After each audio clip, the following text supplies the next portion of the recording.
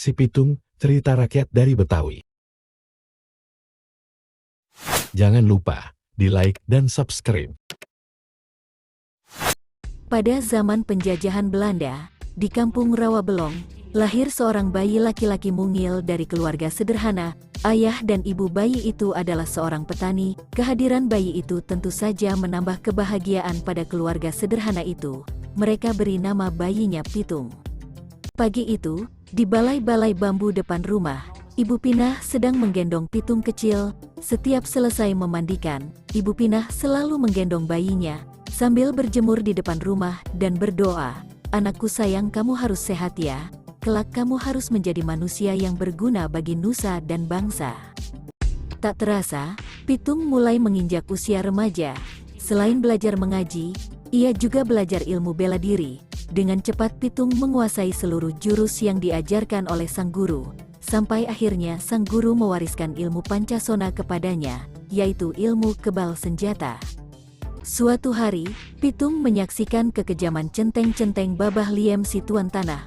Mereka mendatangi rumah penduduk dan merampas harta benda yang ada, karena tidak membayar pajak dan upeti. Dengan kejam, mereka memukul dan menyeret para penghuni rumah. Hati kecil Pitung terpanggil untuk menolong mereka. Ini adalah saat pertama Pitung membela orang lemah. Pitung tak tega melihatnya. "Hai centeng-centeng, kenapa kalian merampas harta orang dan menindas orang tak berdaya? Kalau berani, sini lawan aku," tantang Pitung.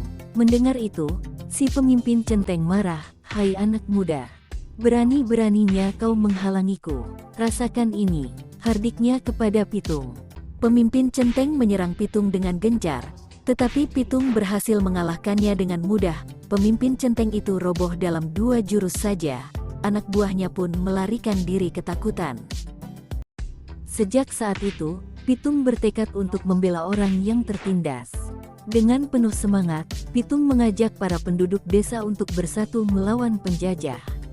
"Kita harus lawan segala penjajahan. Tidak ada yang boleh merampas harta milik kita. Ini adalah tanah kita, jangan mau diperbudak oleh company," kata Pitung bersemangat. Semua setuju dengan ajakan Pitung. Para tuan tanah dan company menjadi resah. Mereka mengadukan perlawanan itu kepada pemerintah Hindia Belanda.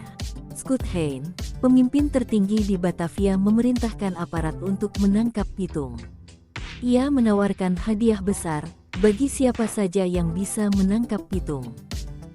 Company menangkap Pak Piun dan Haji Naipin untuk memaksa Pitung menyerahkan diri. Mereka dimasukkan ke penjara di Grogol. Berita itu sampai ke telinga Pitung. Ia tidak tega dengan keadaan ayah dan gurunya yang disiksa. Pitung membuat perjanjian dengan company untuk menyerahkan diri, dengan syarat ayah dan gurunya dibebaskan dari penjara. Pada suatu hari, company membawa Haji Naipin ke alun-alun kota dengan dijaga ketat oleh pasukan polisi bersenjata. Lalu, Pitung muncul seorang diri. Ia meminta agar gurunya dibebaskan dulu. Setelah Haji Naipin dibebaskan, Pitung maju menyerahkan diri. Pasukan polisi membidikkan senjatanya ke Pitung. Tertangkap juga kamu, Pitung," kata Schutteijn kesal.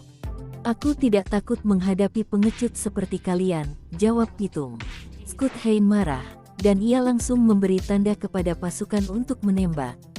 Dor, dor, dor. Pitung pun roboh bersimbah darah. Pitung gugur sebagai seorang ksatria. Beberapa bulan kemudian, Schutteijn dipecat dari jabatannya karena menembak orang yang tidak melawan ketika ditangkap.